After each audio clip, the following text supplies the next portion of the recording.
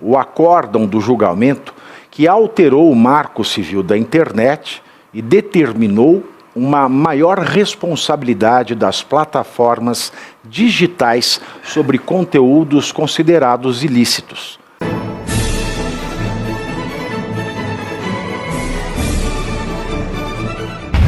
A história do fascismo se repete no Brasil como farsa democrática. É isso que está acontecendo. E você quer mais? Tem mais. Porque o STF publicou ontem o acórdão do julgamento que alterou o marco civil da internet e determinou uma maior responsabilidade das plataformas digitais sobre conteúdos considerados ilícitos. A decisão, que já está em vigor, impõe a retirada imediata de publicações classificadas como antidemocráticas, mesmo sem ordem judicial. Agora você veja, se democracia é kratos, poder, demo, muitos e por isso o povo, poder de muitos, que poder? Poder de criticar. Como é que você pode classificar uma crítica como algo antidemocrático se a crítica, por pior que ela seja, ela é parte da essência da democracia? Resolvam esse problema. Resolve aí, Sarrubo. O documento de 1.323 páginas foi divulgado 132 dias depois do julgamento concluído em junho, o que aumentou a expectativa sobre o impacto da medida, que pode afetar tanto a liberdade de expressão do usuário quanto o funcionamento das próprias redes sociais no país.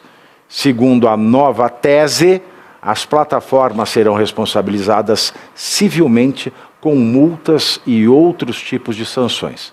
As redes sociais, serviços de mensagens e sites poderão ser punidos se não bloquearem conteúdos considerados ofensivos à ordem democrática ou aos direitos fundamentais.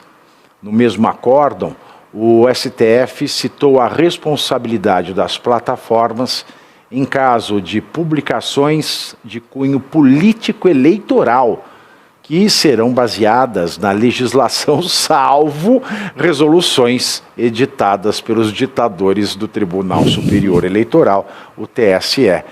Acabou. Acabou o game. Acabou o game. Como que é? Fecha a conta e passa a régua. Fecha a conta e passa a rola. A régua já começou a... já começou a acontecer, né, Pavinato? Quando retiraram a publicação, você mesmo brincou ontem, que não pode chamar o Partido dos Trabalhadores daquele partido. Dos traficantes. Não pode mais. Já foi retirado o post da Bia Kicis e do Nicolas Ferreira. Então já começou. As plataformas já estão com receio, já leram o documento, obviamente, e já estão se adiantando para não virem a ter sanções posteriores.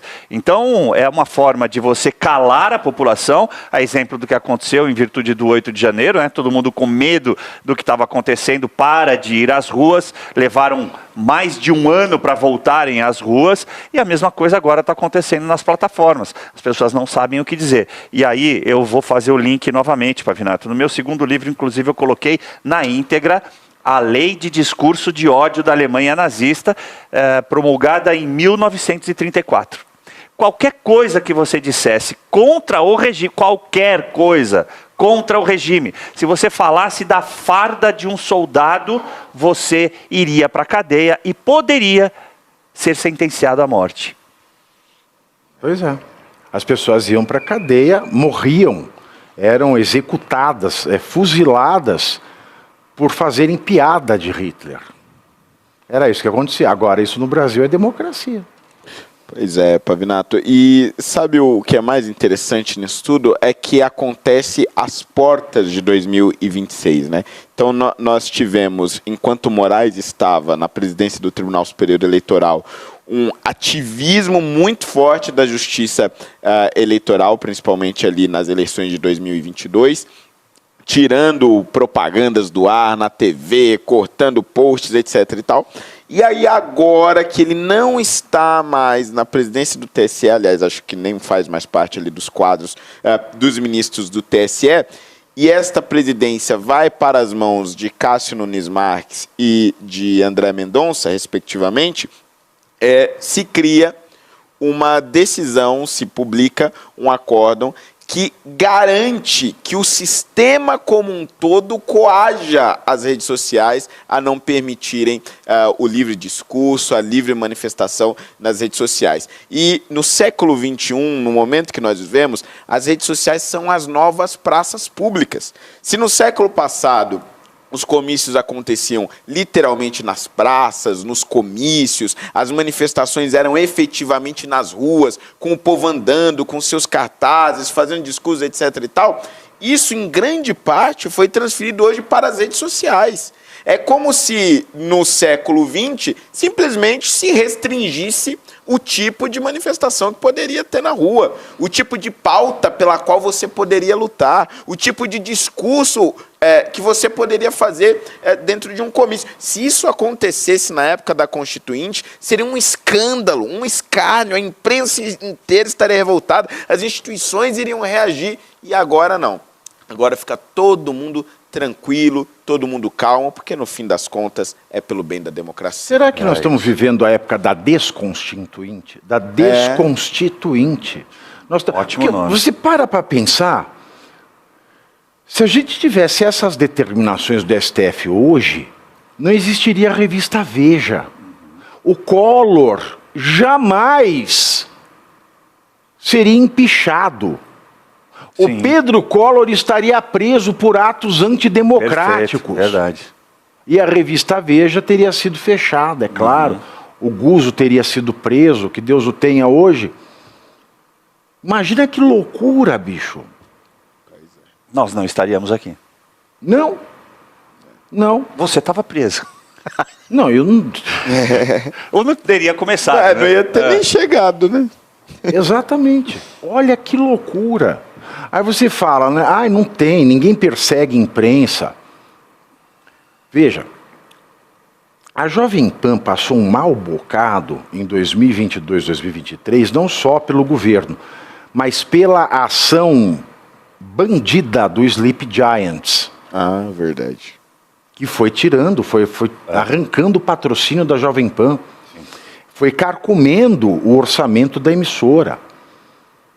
Aí o dono do Sleep Giants hoje foi para a Anatel, indicado pelo Lula. Meu Jesus. Não é um complô? Claro que é. É claro que é. A gente precisa abrir o olho. Porque o terceiro olho já foi, nós já tomamos lá faz tempo. E agora, como é que volta? Vocês me perguntam, como é que volta? O poder do STF já não está fixado. Como é que volta atrás? Só com a ajuda Só o externa. Senado, né?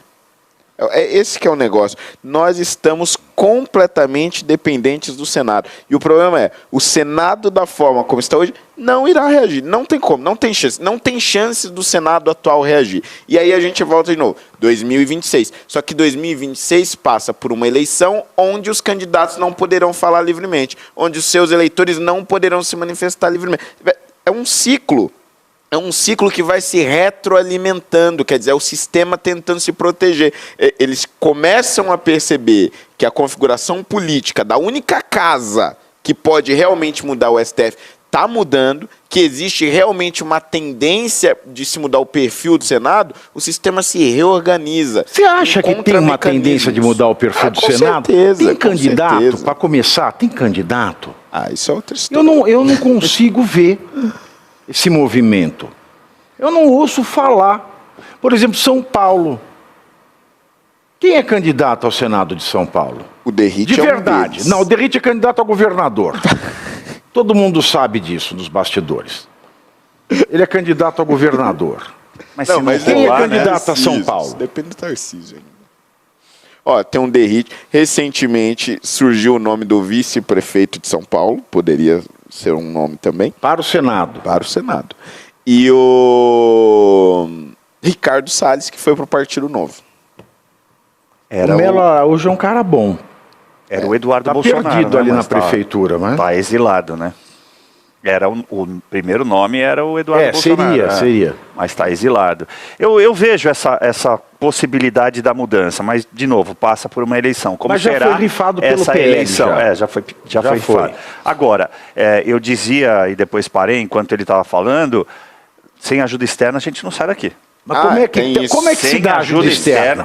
Tem isso ainda. Bavi, você sabe mais do que eu, não tenho vergonha nenhuma de dizer. O direito internacional surge para que os estados ao nosso redor fiscalizem o que está acontecendo aqui.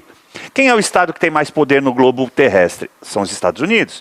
Se ele disser, olha, aí tem problema, não vou reconhecer a sua eleição, a gente não vai fazer comércio com mais ninguém. É por isso que ele está desesperado, indo nessa porcaria dessa Flop 30, e foi lá para uma reunião do CELAC. CELAC ou SEDAC? Sei lá o quê. Sei lá o quê que esta... Sei lá o quê. Não pode falar esse horário, né? Reunião Então, do sei lá o quê. para se reunir com o que resta de presidente de esquerda aqui na América Latina e no Caribe. Ele está desesperado, ele já viu isso.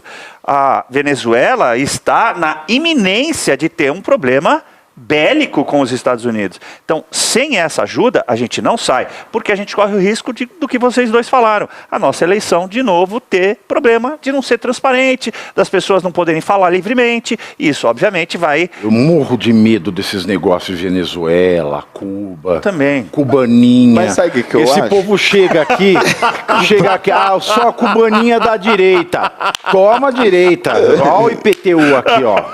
Só conheci papel higiênico aqui no Brasil. Eu tô revoltado com esse negócio do IPTU. Tem toda a razão, tem toda a razão.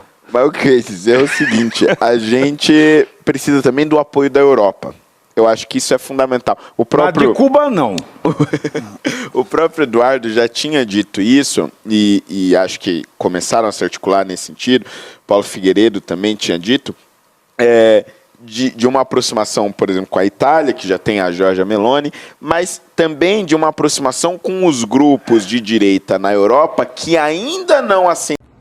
E você aí já está preparado para ter todos os argumentos para dizer que Marx não foi um cara legal, para dizer que o comunismo não é um lugar para diversidade, para desmontar essa grande fake news histórica da esquerda, que é repetida por nossos professores de história, de geografia, de sociologia, que é repetida nas universidades, que é repetida nos livros.